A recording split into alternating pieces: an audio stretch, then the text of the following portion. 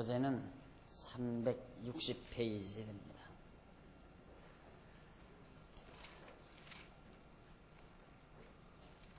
출애굽기 1장 1절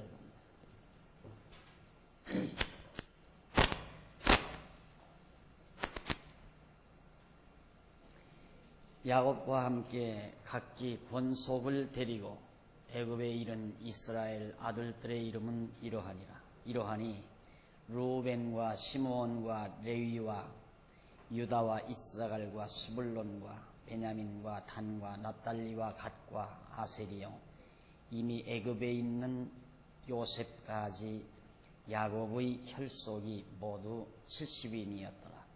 요셉과 그의 모든 형제와 그 시대 사람은 다 죽었고 이스라엘 자손은 생육이 중다하고 번식하고 창성하고 심히 강대하여 온 땅에 가득하게 되었더라.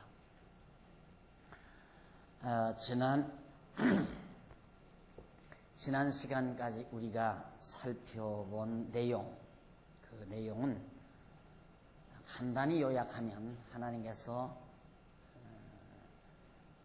아담을 창조하시고 아담에게 언약을 하신 다음 아담이 비록 타락은 했지만은 아담과의 언약은 반드시 이루어준다는 사실을 확증시키기 위해서 하나님께서 아브라함을 선택하시고 아브라함의 후손을 아브라함을 선택해서 아담에게 언약한 것처럼 3대 언약을 세우시고 그 언약대로 이루어 가시는 그런 섭리 내용을 우리들이 지금 살피고 있는 중입니다.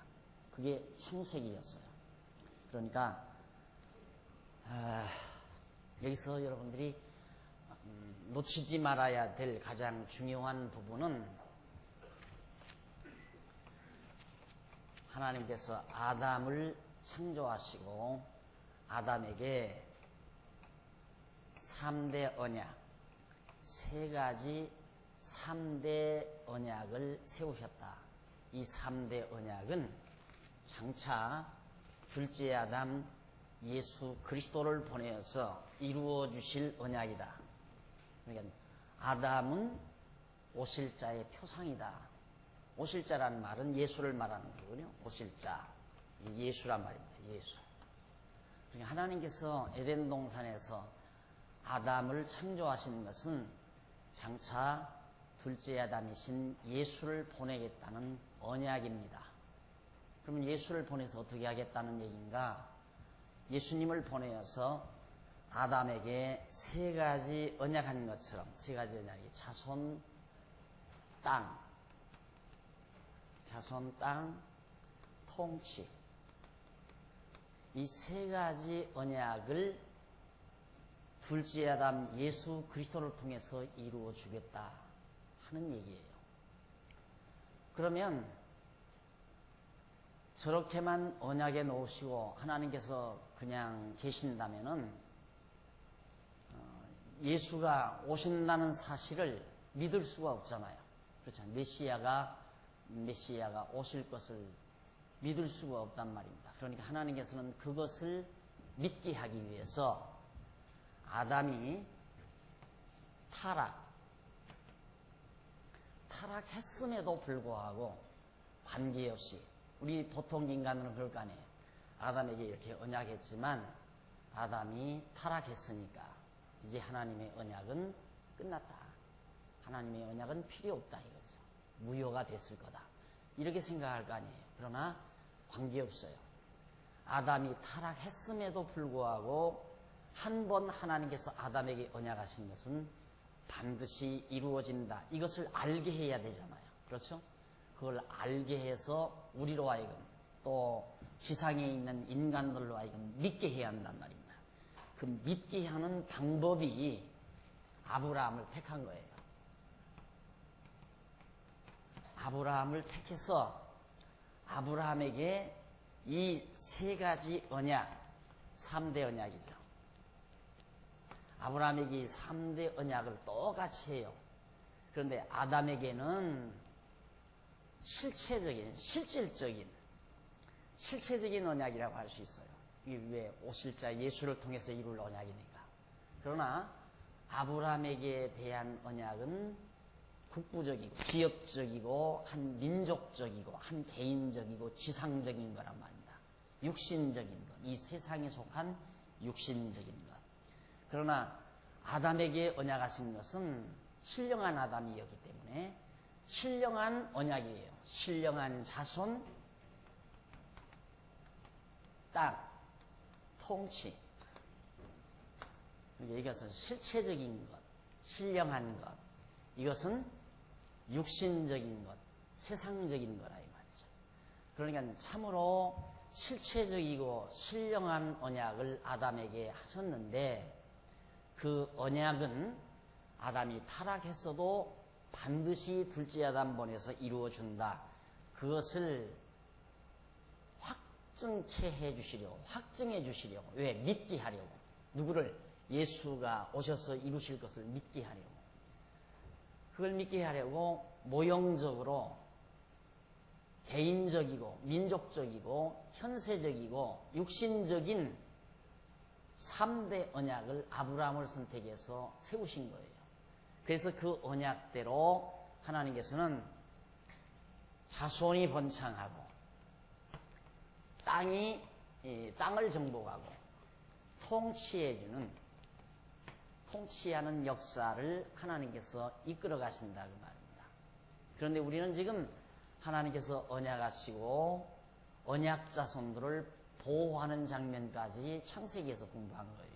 그래서 아브라함의 자손을 하나님이 보호하셨다. 흉년에도 보호하시고, 그래서 애굽으로 이스라엘 자손들이, 야곱의 자손들이 애굽으로 내려갔다. 그 장면까지 우리들이 공부하지 않았어요? 애굽으로 내려갔다. 애굽. 하나님께서 언약한 땅은 여기가 언약한 땅이고 아브라함에게. 근데 하나님께서 이스라엘 백성들을 애굽으로 내려가게 지금 하신 거예요. 그 장면이 출애굽기 1장 1절 지금 여기에 소개되고 있는 겁니다.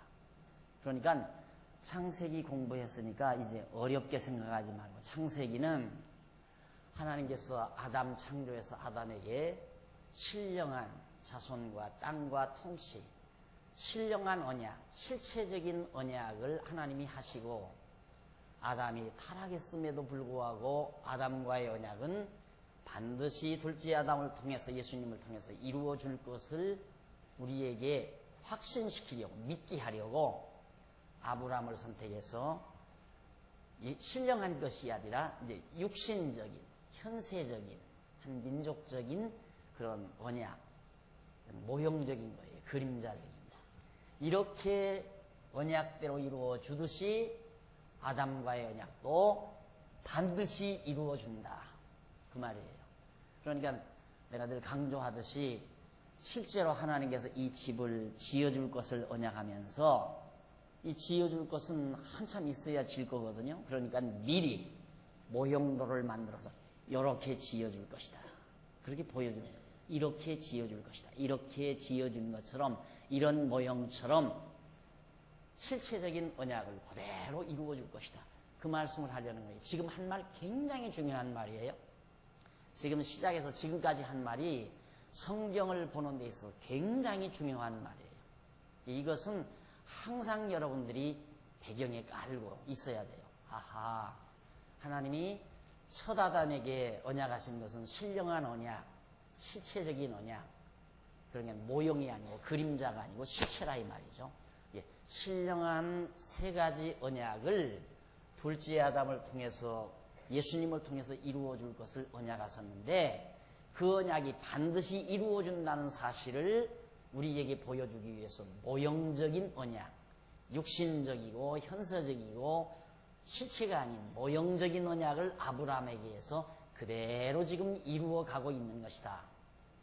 따라서 아브라함과 언약대로 하나하나 이루어져 가는 이 모든 내용들은 결국 예수가 와서 반드시 언약대로 자손을 번창, 예수의 씨로 번창하게 하고 또 온 땅을 세상 끝까지 복음을 증거케 해서 이 세상 모든 것, 새하늘과 새 땅도 정복하고, 그래서 영원토록 그리스도가 통치하는 하나님의 나라를 이룬다.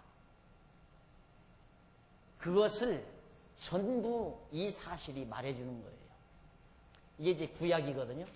이게 앞으로 우리들이 공부할 구약 내용이란 말입니다. 구약 성경은 오실 예수 그리스도에 대한 언약이다. 단마디로 그렇게 떨어져요.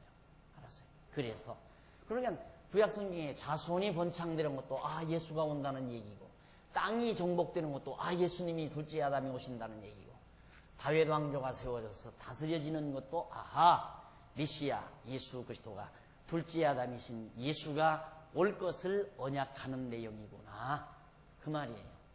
성경 공부 다 한 거예요. 구약 성경 공부 다 한 거예요. 그래서 이게 지금 굉장히 지금 제가 한 말이 중요한 말이다. 신구약 성경을 이해하는 데 있어서 키워드다. 열쇠가 되는 말이다. 그런 얘기예요. 아주 중요한 얘기입니다. 그러니까 성경을 그렇게 조감하는, 입체적으로 이렇게 조감할 수 있어야 성경을 안다라고 말할 수 있어요. 성경 전체를. 그러니까 알고 보면 간단한 거죠. 그러니까 이것은 그림자. 이 그림자는 앞으로 아담과 언약하신 것을, 언약하신 대로 예수가 이루실 이것이 실체. 그림자는 육신적인 거, 육체적인 거, 실체는 신령한 거. 그러니까 아브라함에게는, 이스라엘 백성들에게는 세상 복, 이 지상에 있는 육신적인 복, 육신의 자신이 혈통, 육신의 아브라함의 혈통이 생육하고 번성하고 가나안에 있는 이 지상의 땅을 정복하고, 그리고 그 땅에다가 나라를 세우는 그런 육체적인 복, 그게 육체적 복이에요. 그게 복이. 그런데 오늘 우리 그리스도인들은 예수 그리스도를 통하여 이루는 복은 신령한 복이다. 그렇게 다릅니다. 신령한 복. 그러니까 교사들이 이 성경의 구도를 잘 모르니까 구약 성경을 보고 계속해서 이 세상 복을 얘기하는 거예요. 이 세상의 육신적인 복을. 실상 하나님께서 저렇게 육신적인 복을 아브라함 후손에게 이렇게 말한 것은 장차 이 신령한 복을 우리에게 주기 위해서, 이게 신약 성경 아니에요? 신령한 복을 주기 위한 하나의 그림자적이고 모형적인 것인데, 이제 신령한 복이 우리에게 주어졌는데도 자꾸만 모형적인 얘기를 한다고 말이에요. 그게 답답한 일 아니에요. 그러니까 오늘 우리는 이제 신령한 복을 받아 누리는 것이지 육신의 복을 받아 누리려는 것이 아니다라는 것을 항상 기억하셔야 될 겁니다. 자, 그러면 이런 생각을 가지시면서 지금 우리는 여기 공부하는 거예요. 여기 아브라함에게 언약하시고 모형적인 언약하시고 그 언약대로 언약 자손을 번창시키기 위해서 그 자손을 지금 보호하는 거예요. 보호하기 위해서 지금 애굽으로 내려간 거 아닙니까? 내려갔는데 1절 보십시다. 이제 출애굽기 1장 1절. 야곱과 함께 각기 권속을 드리고 애굽에 이른 이스라엘 아들들의 이름은 이러하다 하면서 그 아들들의 이름을 말해주고 있습니다. 그런데 여러분 그 361페이지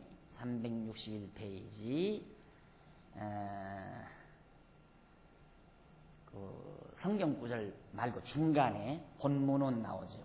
361페이지 중간쯤 보면 본문은 야곱과 함께 애굽으로 내려온 이스라엘 아들들의 이름과 애굽에 있는 요셉을 포함한 야곱의 혈속들의 숫자를 밝혀준 내용이다. 본문은 1절로 5절까지가 그렇다는 얘기죠. 그런데 이 내용은 창세기 46장 8절로 27절의 내용을 요약한 것이다. 창세기 46장 8절로 27절 내용을 요약하는 건데, 출애굽기라는 말은 애굽 탈출의 기록이라는 말인데, 출애굽기, 애굽을 탈출하다 이런 말인데, 이러한 말은 원문에는 없어요.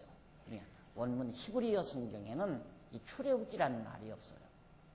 그러니까 그냥 원문에는 이렇게 창세기 계속 쓰면서 출애굽기도 이렇게 계속 써간 거예요. 그냥 이 안에다가 출애굽기 이렇게 없다 이 말입니다. 이 말이 없는데 성경학자들이 조금 성경을 연구하는 사람들에게 도움을 준다는 그런 생각에서 이런 말을 중간에 삽입을 하는 거예요. 그러다 보니까 삽입하다 보니까 어떤 결과가 나오냐면 지금에 와서는 나는 출애굽기는 다 공부했다. 이제부터는 나는 창세기는 다 공부했다. 이제부터는 새롭게 출애굽기를 공부할 것이다. 그러니까 창세기와 출애굽기는 전혀 무관한 관계가 없는 새로운 책으로 알게 되는 경우가 많다고 말이에요. 그것이 성경을 하나의 내용으로 이해하는데 큰 장애물 역할을 했습니다. 그러니까 여러분들은 창세기니 출애굽기니 레위기니 이런 말 절대 그거 별로 대수롭지 않게 생각하면 돼요. 그건 원래 없었던 말이니까. 성경 원문에 없었던 말이에요. 그런데 거기 보세요. 계속해서. 이러한 말은 원문에 없는 명칭이다. 원래 히브리어 원문에는 본문 내용의 첫 단어로 표기를 했을 뿐이다. 본문 내용의 첫 단어. 그 첫 단어에는 웨헬레세모드라고 하는 그런 말인데 그 뜻은 그리고 이름은 이러하니 그리고 이름은 이러하니 이 말이 참 왜 이걸 여러분들에게 강조하느냐면 그리고 그 이름 그리고 이름은 이러하니 이름은 이러하니 그 말은 무슨 얘기냐면 그리고라는 말은 어디와 연결이 되는 연결 접속사죠. 대등 연결 접속사. 문장을 연결하는 연결 접속사란 말입니다. 앞에 문장이 없는데 어떻게 그리고가 갑자기 나와요. 출애굽기 제일 앞부분에 그리고라는 말이 나온다고 말이에요. 그 말은 앞에 나오는 창세기 내용과 바로 연결이 돼 있다는 증거다 그 말입니다. 확실한 증거다. 그러니까 창세기와 출애굽기는 별개의 내용이 아니고 하나의 연결된 내용이라는 것을 여러분들이 꼭 명심해요. 왜 이게 중요하냐면 공부를 많이 했다고 하는 학자들, 그 공부 많이 했다는 학자는 어떤 학자들인가? 뭐 독일에 가서 아니면 유럽에 가서 뭐 10년 동안 신학 공부를 하고 왔다. 이런 사람들은 거기 가서 공부를 뭐라고 하고 오느냐면 이런 얘기를 해요. 모세는 이 이후에 자손 번창기 이쯤에서 모세가 나오잖아요. 모세가 이때 인물이라 이 말입니다. 모세가 아브라함 이후의 인물. 그런데 이 모세가 어떻게 아담 창조 내용을 기록할 수 있느냐? 태어나지도 않았는데 그 말이에요. 세상에 태어나지도 않았는데 어떻게 모세가 창세기를 기록하겠느냐? 그 말을 지성인들에게, 소위의 지성인이라기보다도 젊은 학도들에게 딱 얘기해요. 맞다. 하하, 성경은 완전히 거짓말이로구나. 내가 교회 다닐 때, 어렸을 때 교회 다닐 때는 선생님이 그러는데 창세기, 출애굽기, 레위기, 민수기는 모세가 기록했다고 그러더라. 그렇게 알았는데 그게 정말 모세가 기록한 줄 알았는데 이제 대학에 와서 저 훌륭한 박사님에게 강의를 들으니까 야, 바보들아. 어떻게 이 모세가 뒤에 태어난 모세가 저 앞에 수천 년 전에 있었던 아담 창조 내용을 모세가 어떻게 기록하냐? 이 바보 멍충이야. 맞다. 그 목사님 가르치는 게 틀려먹었구나. 주일학교 때 중고등부 때 선생님 가르치는 게 다 엉터리였구나. 그 다음부터 이제 성경을 하나님의 말씀으로 안 믿어지게 되는 거라고 말이에요. 그것 때문에 제가 이 말씀을 드린 거예요. 그 얘기 때문에. 그러니까 이게 여러분들이 만약에 이렇게 성경 공부했다 했는데 여러분 자녀들을 얼마나 사랑합니까? 그래서 얘야 교회 가자 그러냐. 어머니나 믿으세요. 저는 안 믿어줘요. 어떤 놈이 대학 간 놈이 그런다. 이게 대학 간 놈. 왜 난 안 믿으려고 그래. 그 성경 다 엉터리예요. 뭐가 엉터리냐? 어떻게 모세가 태어나지도 않은 시대의 일을 기록할 수 있습니까? 어머니는 그게 믿어집니까? 믿어지면 어머니나 믿으세요. 할 말 있어요, 여러분? 할 말이 없죠, 뭐. 야, 네가 훨씬 똑똑하구나. 야, 네 미는 무식해서 믿을 수밖에 없다. 그렇게 말하고 말겠어요. 그럴 수는 없잖아요. 아들한테 조금 좀 따져야죠. 아들, 딸 앉혀놓고. 너 왜 그렇게 무식하니? 그 무식한 교수에게 너 배웠구나 하고 말할 수 있어야 그래도 성도대학 다닌 보람이 있을 거 아니겠어요? 그러니까 그럴 때는 여기를 켜서요. 여러분들이 웰레세모드라고 하는 이 히브리어 한마디도 다 웰레세모드라고 제가 한글로 다 이렇게 발음해놔드렸으니까 슬며시 옆눈으로 봐가지고 한마디 해도 좋고, 얘마 너 여기 봐라. 이게 웰레세모드라고 이 말이 출애굽기 제일 앞에 나와 있다. 그 말이 무슨 말인지 알아? 그리고 이름은 이러하니. 야, 그리고란 말이 앞에 문장하고 아무 관계 없으면 어떻게 그리고가 나오느냐? 이 멍충이야. 네가 대학생이냐? 하면서 다 접는다 이 말이에요. 모세가, 출애굽기는 지금 모세가 나오는 데거든요. 출애굽기 당장 이제 모세가 출생을 해요. 예, 모세 출생 장면이라든가 모세가 그 위에 모든 되진 일이 어디까지? 신명기까지. 창세기, 출애굽기, 레위기, 민수기, 신명기까지가 모세가 이 5권을, 창세기, 출애굽기, 레위기, 민수기, 신명기 5경을 모세의 기록이다. 이거다. 어떻게? 하나님께서 이 모세에게 이때로부터 되어진 일을 계시로 준 거라 그 말이에요. 계시에서.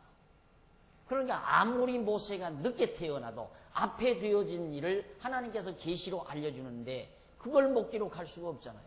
그래서 하나님의 말씀이라는 거거든요.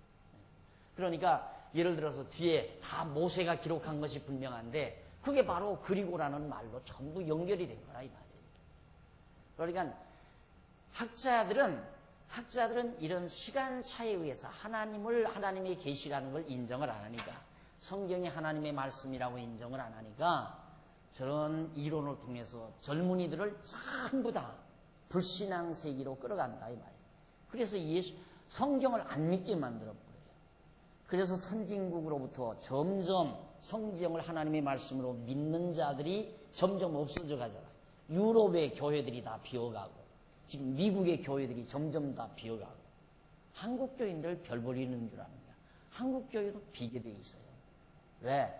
이렇게 구체적으로 교인들을 가르쳐 놔야 되는데 안 가르치고 맨날 기도 열심히 하면 사업도 잘 되고 몸 건강하고 축복받아 잘 산다. 이 세상에서 자손들도 잘 되고 정말 강남 땅, 넓은 땅도 많이 사들일 수 있고 그리고 권력도 잡을 수 있고 예수 잘 믿으면 그런 식으로 세상 복만을 가르치다가 보니까 믿어질 사람이 없잖아요. 젊은 아이들이 그걸 믿을 리가 없잖아요. 그러니까 나이 든 분이나 믿다가 세상 떠나면 교회는 그 자리는 비게 돼 있다 이 말이에요. 어머니가 앉았던 자리 딸이 앉고 아버지가 앉았던 자리 아들이 앉고 그렇게 해서 계속해서 진리가 개선이 돼야 교회가 건재한 법인데 이게 완전히 제대로 가르쳐 놓지를 않으니까 젊은이들이 믿어지지를 않고 거짓 선생들이 나타나서 이렇게 못 믿도록 가르쳐 놓으니까 더더군다나 대학만 가면 교회 안 나온다는 말이에요. 그러니까 이게 얼마나 어리석은 말인가. 그래서 원래 출애굽기라는 말은 없고 창세기도 없고, 창세기라는 말도 없고, 창세기 태초에 거기서부터 그냥 신명기 마지막 장 마지막 절까지 계속되는 내용이에요. 그냥 내용 자체가 쭉 연결해서 그렇게 기록되는 것을 편리하게 좀 편리하게 딱딱 나누어서 그렇게 제목을 붙인 것이 창세기, 출애굽기, 레위기, 민수기다. 이렇게 생각하시면 됩니다. 자, 그래서 거기 그 가운데서도 맨 앞에 그리고라는 뜻을 가진 와우, 그리고 히브리 말로 와우라는 말은 그리고라는 접속사예요. 접속사이다. 그건 창세기 내용과 출애굽기 내용의 연속성을 분명히 말해주고 있다. 연속성. 자, 그럼 보십시다. 창세기 내용, 출애굽기 내용, 레위기 내용, 민수기 내용, 신명기 내용 이 말이에요. 그럼 민수기, 레위기, 민수기, 신명기는 모세가 기록했다 이거예요. 쉽게 말하면 저들도 그 모세의 기록이라 할 수 있다. 왜? 모세가 태어난 이후에 되진 일이고, 출애굽기도 모세 태어나서부터 되진 일이니까 모세가 기록했다고 할 수 있다. 그럼 이건 다 연결됐다고 할 수 있잖아요. 이거 다. 그런데 놀랍게 창세기와 출애굽기 사이에 이거 그리고라 그 말이에요. 그리고. 이것도 그리고라는 말은 연결성을 말해준다. 이게 하나의 내용이라는 게. 그러면 여기만큼은 모세가 기록하고 이만큼은 모세가 기록한 것이 아니라 어디 세상 여기저기 굴러다니던 신화 조각지들을 이렇게 주워 모은 편집된 내용이다.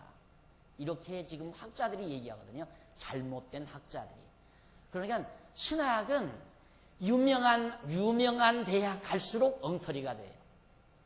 신학이라는 학문은 유명한 대학, 세계적으로 유명한 뭐 예일이나 하버드나 이런 신과에 갔다면 그건 잘못되는 거예요.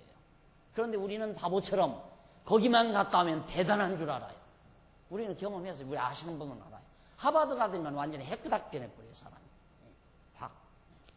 하버드 신과 가더니만. 거기서는 저 이런 식으로 가르치니까.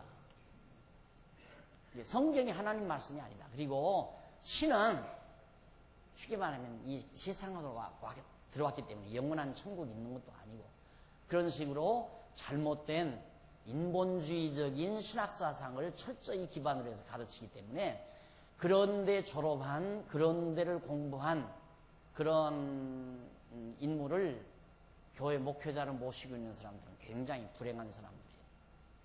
그런데 다행스럽게 비교종교하고 확실한 진리에 대한 확증을 가지고 그 거짓 것들이 무엇인가를 알기 위해서 가서 공부한 사람은 그건 그렇게 괜찮죠. 이렇게 엉터리로 가르치는 거예요. 이걸 확인하기 위해서. 그런데 자기 자신에 대한 확신도 없이 그런 데 가면 다 먹혀 들어가게 돼 있어요. 세계적으로 유명한 석학들이 나와서 그렇게 얘기를 하니까 그냥 거기에 기에 눌려서 다 그냥 거기에 흡수돼 버리고 만다. 그래서 거듭 말씀드리지만 여기가 그리고라고 하는 창세기와 출애굽기 사이를 그리고라고 하는 연결 접속사로 이어졌다고 하는 것은 모세가 기록한 출애굽기, 레위기, 민수기, 신명기 내용과 바로 하나로 연결된 모세의 기록이다. 창세기까지. 이게 바로 하나님의 계시에 의해서. 하나님의 계시 안에 출애굽기도 하나님의 계시 사역이고 레위기도 역시 시내산에서 하나님께서 모세에게 주신 것이고 레위기, 민수기 역시 광야에서 하나님께서 그때그때 나타나서 모세에게 명하신 거고 신명기는 지금까지 하나님께서 해주신 말씀을 마지막 종합적으로 정말 모세가 백성들에게 재교육시킨 내용이에요.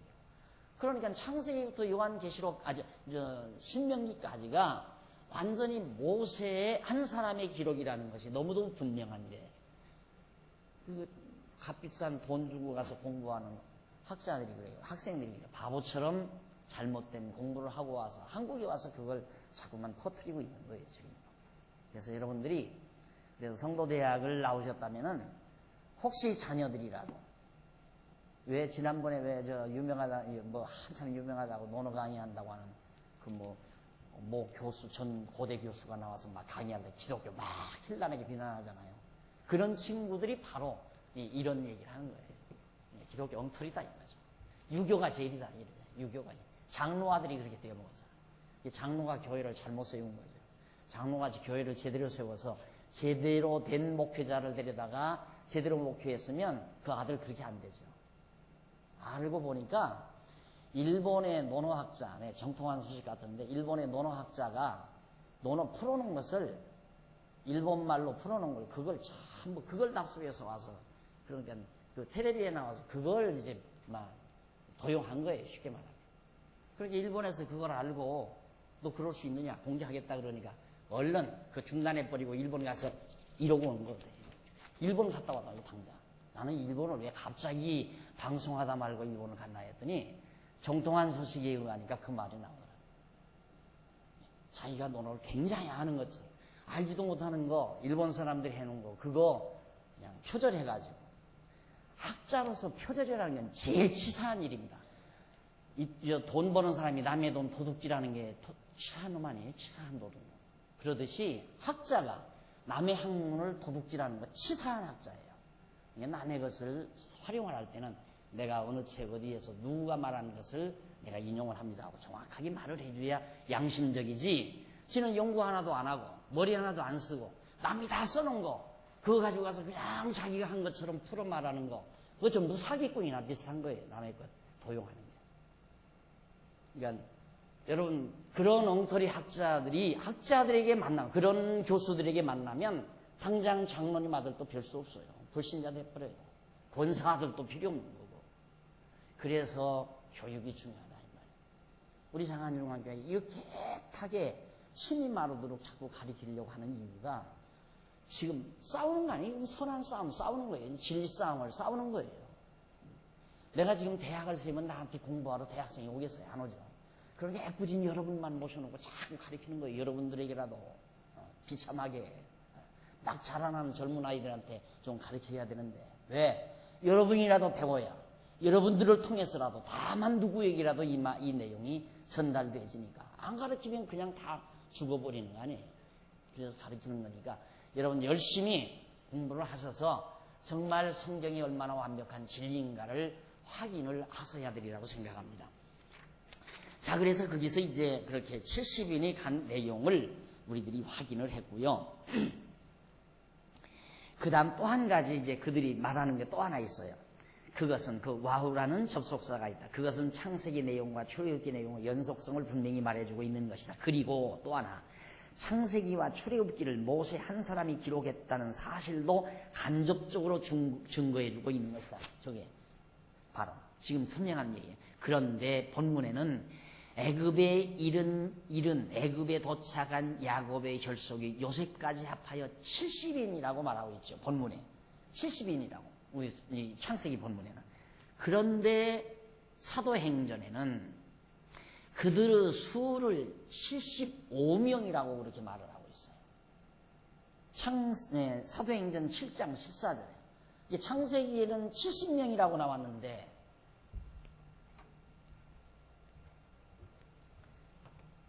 창세기는 70명인데 사도행전에는 75명이다. 다르잖아요. 봐라. 이게 무슨 하나님 말씀이냐 이거야. 창세기 70명이라고 했는데 사도행전은 75명이라고 틀리지 않느냐. 성경이 1.1 읽고 틀린 바가 없다더니만 봐라. 당장 틀리지 않느냐. 70하고 75명하고 같으냐. 이게 이제 교수들이 젊은 학생들 데려다가 설득시키는 공작이에요. 그리고 학생들은 그걸 젊은 아이들은 듣고 맞구나. 성경 틀린 데가 많구나. 이렇게 나온다 이 말이에요. 이것도 이제 보세요. 보다. 그럼 뭐냐. 왜 그렇게 차이가 날까? 그것은 본문에서는 야곱 혈속이 애굽에 이른 숫자를 말하는 것이고 야곱의 혈속이 애굽에 이른 숫자를 말하는 것이고 사도행전에는 야곱과 온 친족이 요셉에게 청함을 받은 숫자를 말하는 것이다. 자, 그러니까 달라요. 본문 출애굽기에는 야곱의 혈속, 야곱이 낳은 혈속이 애굽에 이른 숫자를 말하고 사도행전에는 야곱과 온 친족, 야곱뿐만 아니라 야곱과 친족들이 있어요. 친족까지 포함해서 요셉에게 청함받은 숫자가 75명이에요. 그러니까 5명이 플러스가 되네요. 친족 5명이. 그러니까 사도행전이 분명히 그걸 밝혀요. 친족까지 75명이다. 이렇게 분명하게 성경은 하자 없이 기록하고 있는데 이런 걸 트집 잡아서 성경이 틀린 것이 많다 이거예요. 앞뒤가 다 틀리다. 자, 이런 것들을 우리가 하나하나 밝혀내서 성경이 틀림없는 진리임을 확증시키는 일이 오늘의 주님의 몸된 교회가 해야 될 일이에요. 이걸 말하지 아니하면 교회는 그냥 사장되는 거예요. 성경이 거짓이라 하면 교회가 무슨 필요 있어요? 결국 성경이 거짓이다 하면 교회는 주님의 몸된 교회가 아니라 인간 정치 집단 되고 말아요. 있는 재산에다가 모여드는 재물로 돈과 모여드는 인간을 힘으로 해서 정치 집단으로 바뀌어질 수밖에 없잖아요. 그러니까 한번 보세요. 그런 식으로 잘못되어가는 교회는 다 세상 정치와 관련이 깊어요. 이 땅에서 권력 잡으려고 힘을 쓰려고 노력해요. 그래서 자꾸 연합하고 힘을 만들기 위해서 연합하고 또 단결하고 꼭 저 노사 분규할 때 노동자 협회를 만들잖아요. 왜? 힘을 만들기 위해서. 노동자가 한두 사람은 힘이 없잖아요. 그러나 전국에 있는 노동자 딱 모아가지고 전국 노동자 협회 회장 하면 이건 대통령도 벌벌 떠는 힘 아니에요. 그러듯이 오늘날 교회가 거짓을 하고 있다. 진리가 없다 보니까 진리를 거짓이라, 성경이 거짓이라 해놓고는 이건 성경은 하나님의 말씀이 아니다 해놓고는 결국 하는 일은 뭡니다. 모여드는 성도들의 힘을 빙자해서 세상 권력에 대한 야욕을 꿈꾸는 그런 어리석은 장난을 하는 것이 오늘의 종교 집단이라는 것, 특히 기독교 집단들 대부분의 세력들이 바로 그런 일들을 지금 감행하고 있다는 걸 명심하셔야 돼요. 자, 그러면 그 다음 출애굽기 1장 6절로 7절에 보면 362페이지 그 야곱의 자손이 애굽에서 생육하여 강대하여지는 내용이 나오죠. 자,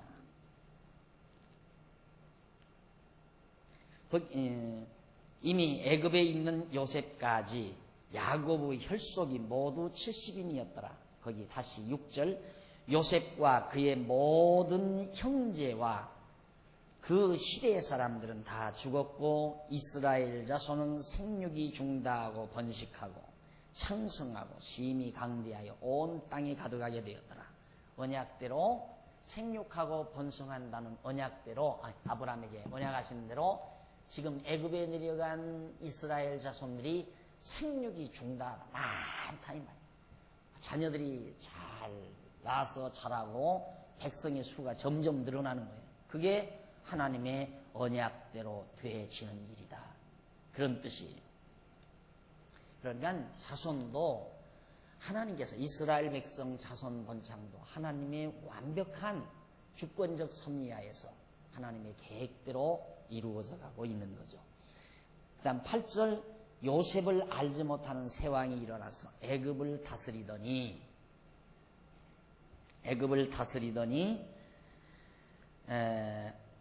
그가 그 신민에게 이르되 이 백성 이스라엘 자손이 우리보다 많고 강하도다 하는 말이 나와요.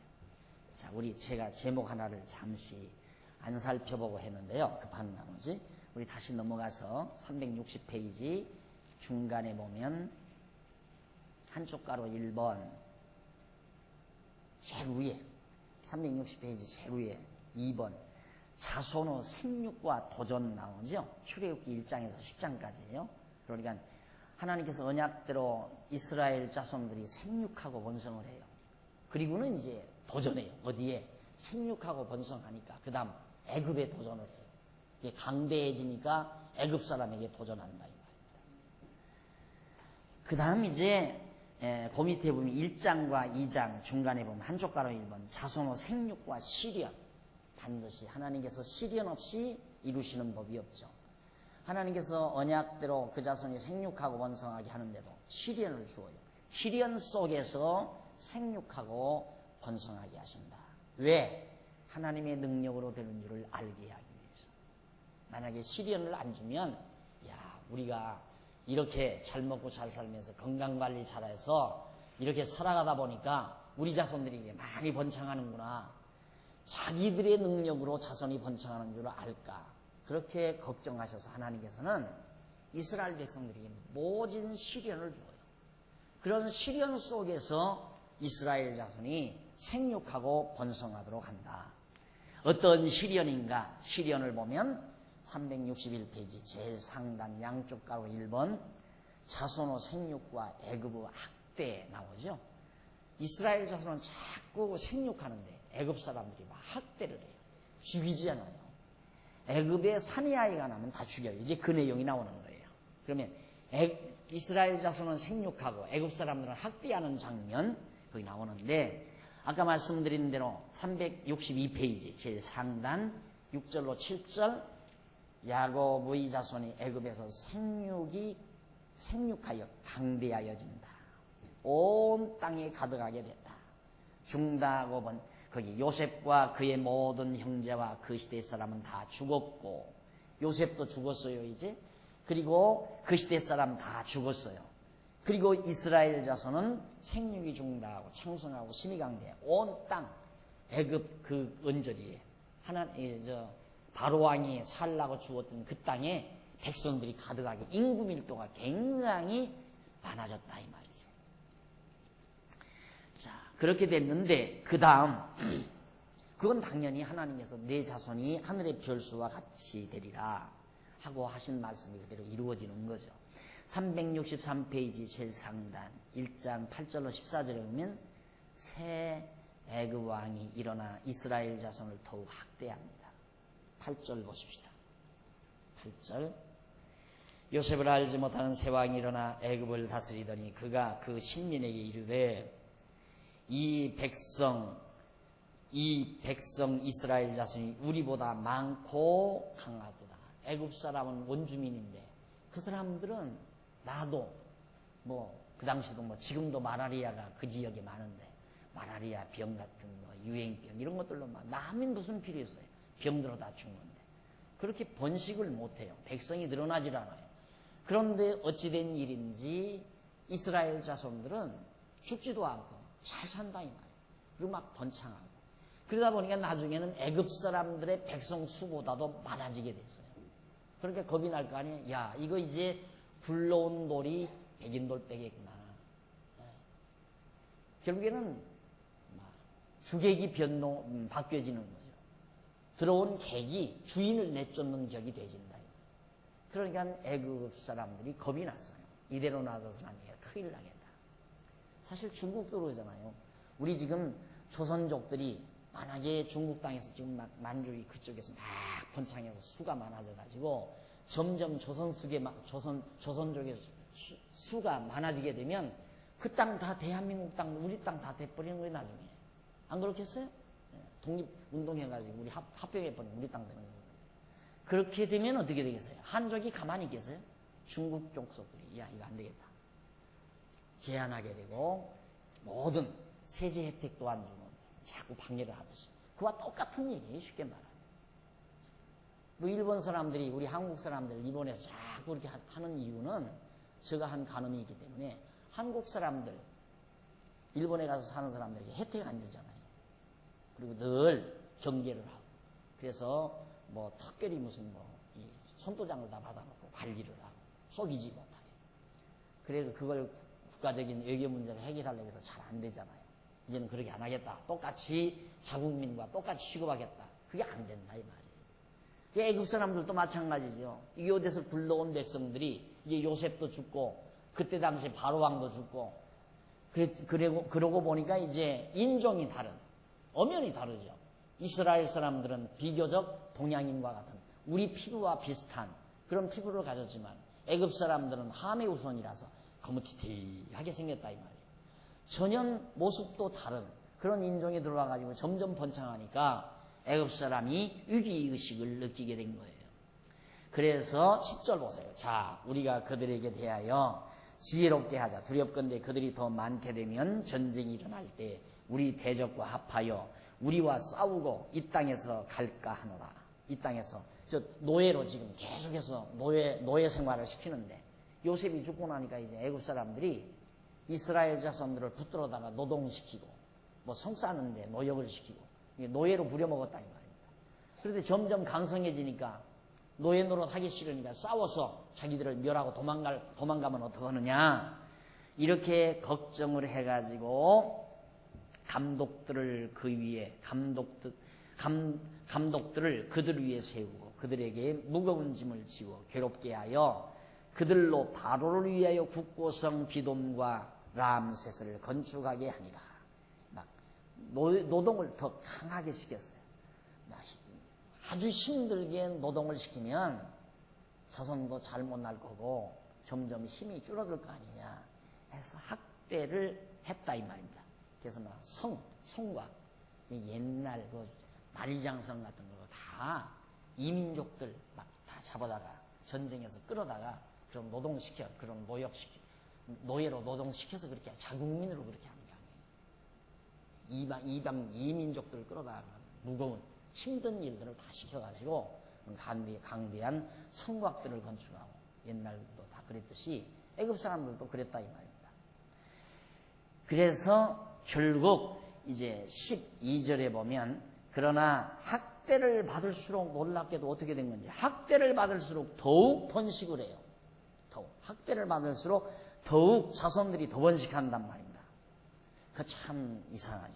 그렇게 해서 창성하니 애굽 사람이 이스라엘 자손을 인하여 근심하여 이스라엘 자손의 역사를 엄하게 하여 고역으로 그들의 생활을 괴롭게 하니 곧 흙이기와 벽돌을 굽기와 농사의 여러 가지 일이라. 그 시키는 역사가 다 엄하였더라. 더 심한 노동을 시키면서 학대를 하는데 그 학대하는 가운데서도 이스라엘 자손이 자꾸 번창한다고 말이에요. 왜? 하나님이 언약하신 것이기 때문에 그 언약대로 그 자손을 번창시키기 때문에 그런 겁니다. 자, 급기야는 이제 그런 강제 노동으로도 안 되니까 364페이지 중간에 가보시면 1장 15절로 22절 나옵니다.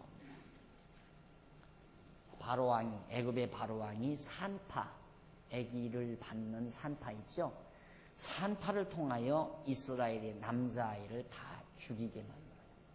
이스라엘의 남자아이들은 다 죽이도록 산파에게 명령을 한 거예요.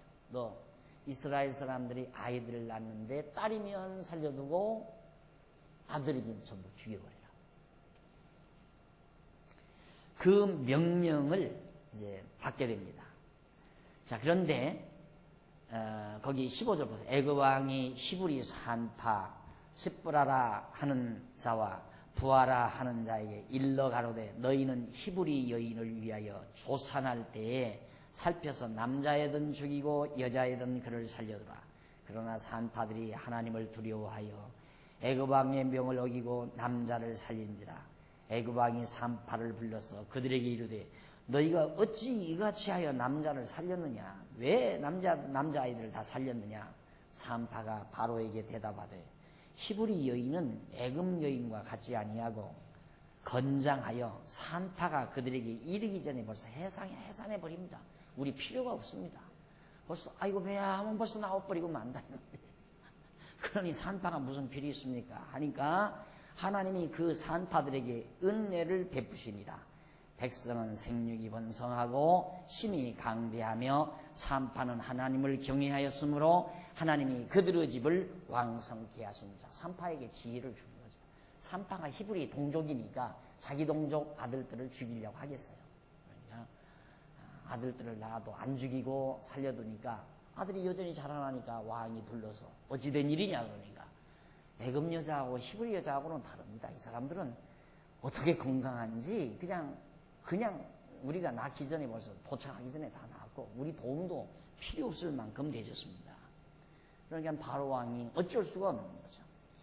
그래서 그러므로 바로가 그 모든 신민에게 명하여 가로되 남자가 나거든 너희는 그를 하수에 던지고 여자여든 살리라 하였다. 이제는 산파에게 명한 게 아니라 모든 백성의 신하들에게 이스라엘 백성들이 산의 아이가 나면 언제라도 붙들어다가 다 바다에 던져버려 죽여버리라. 그를 모든 말할 때 그를 하수 물가에다 던져버려 죽여버리라. 이렇게까지 애굽 사람들이 학대를 하게 되는 겁니다. 자, 우리가 한 가지 좀 확인해 보면 365페이지 중간에서 조금 내려가 보면 365페이지 중간에 좀 내려가 보면 줄바꾼 데 나오죠. 여기에서 확신이 생기는 건 뭔가? 우리에게 확신이 온 게 뭔가? 정말 하나님은 스스로 계획하시고 그 계획된 대로 이스라엘 열조에게 언약하시고 언약대로 이루시는 여호와시라는 사실. 이게 너무너무 확실히 믿어지잖아요. 와, 자손 생육하고 번성케 하신다고 언약하시더니만 그 언약대로 정말 지금 출애굽기 이 장면에서 애굽에서 그 학대 속에서도 이스라엘 자손들이 번창하도록 섭리하십니다. 정말 하나님은 언약대로 이루시는 여호와시구나 하는 확신을 우리가 얻을 수가 있다. 366페이지 넘어갑니다. 양쪽 가로 2번 상단에 보시면 윗부분에 보시면 양쪽 가로 2번 모세의 출생과 광야의 시련입니다. 2장에 나오는 내용이에요. 이때 이제 모세가 출생해요. 그러니까 아까 말씀드린 대로 모세는 이제야 여기서 출생하는데 이전의 일을 모세가 어떻게 알아서 기록했겠느냐? 이게 하나님의 계시라 이 말이에요.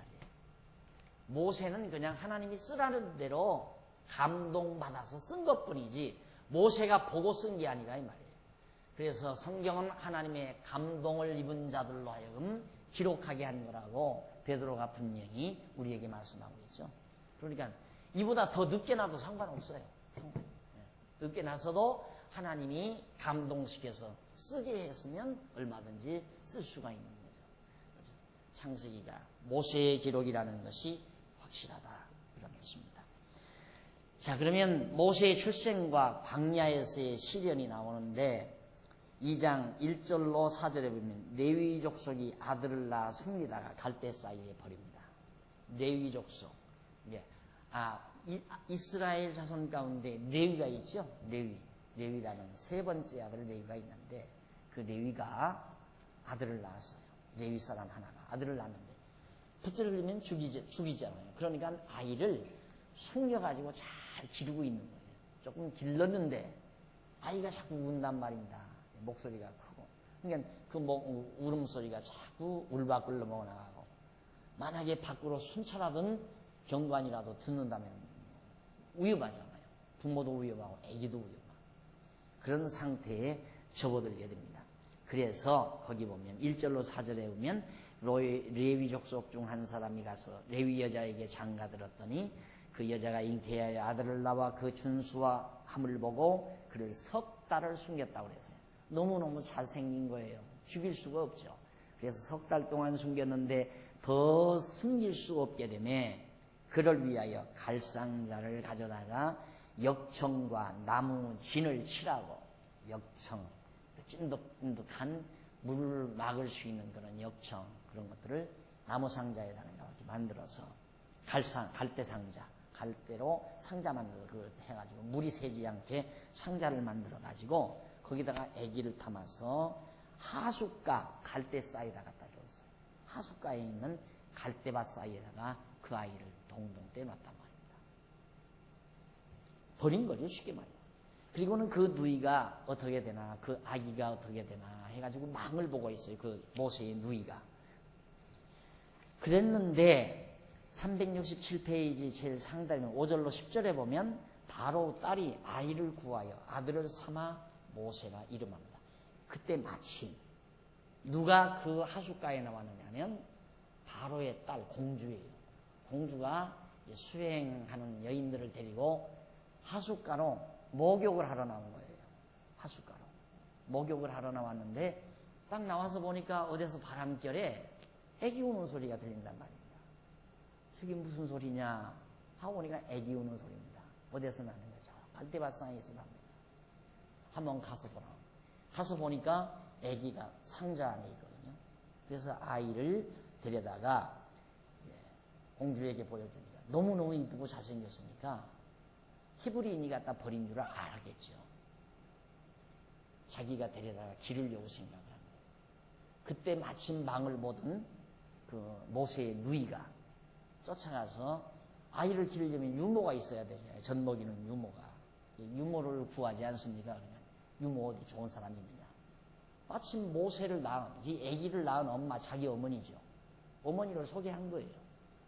그래서 그 어머니가 왕궁에 들어가서 모세를 실제로 기르는 거예요. 자기 아들을 기르게 되는 거죠.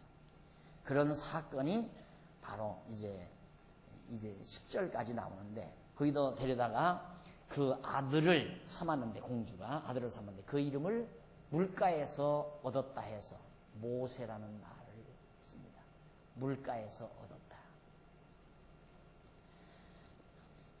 자, 이런 사건이 있은 이후에 넘어가서 368페이지 중간쯤 보면 11절로 15절로 합니다. 모세가 애굽인을 죽이고 미디안 광야로 도망하게 되죠. 11절로 보십시다. 모세가 장성한 후에 한 번은 자기 형제들에게 나가서 그 고역함을 보더니 어떤 애굽 사람이 어떤 히브리 사람 곧 자기 형제들을 치는 것을 본지라 좌우로 살펴 사람이 없음을 보고 그 애굽 사람을 쳐 죽여 모래에 감추니라. 이튿날 다시 나가 두 히브리 사람이 서로 싸우는지라 그런 자에게 이르되 내가 어찌하여 동포를 치느냐 하매 그가 가로되 누가 너로 우리의 주제와 법관을 삼았느냐 네가 애굽 사람을 죽인 같이 나도 죽이려느냐 모세가 두려워하여 가로되 이 일이 탈로 되었도다. 바로가 이 일을 듣고 모세를 죽이고자 하여 찾는지라 모세가 바로의 낯을 피하여 미디안 땅에 머물며 하루는 우물 곁에 앉았더라. 모세가 이제 많이 자랐어요. 어머니의 젖을 먹고 또 물론 어머니가 모세를 기르면서 밝게 알아들었을 때는 너는 절대 애굽 사람이 아니고 히브리 사람이라는 것 다 가르쳐줬을 거 아닙니까? 그러니까 알죠. 물론 피부빛도 다르겠지만 많이 성장을 했는데 하루는 이 모세가 한 40세 가까이 돼서 성장한 때 이제 궁실 밖을 나간 거예요. 나가서 거닐다 보니까 애굽 사람이 자기 동족 심한 고역을 당하는 자기 동족을 치는 거예요. 학대를 하는 거예요. 그러니까 그 민족 감정이 이게 욱 올라온 거죠. 모세에게서. 그러니까 모세가 한 펀치 날렸나 봐요. 한 번 두들겨 팬 거이 그만 급소를 맞았든지 애굽 사람이 죽어버렸어요. 그러니까 겁이 나니까 모래사장에다가 애굽 사람을 파묻어버리고 말았습니다. 그 이튿날 또 모세가 한번 나가봤어요. 나갔더니만 그때는 애굽 사람하고 히브리 사람하고 다투는 게 아니라 동족끼리 다투는 거예요. 같은 히브리인들끼리.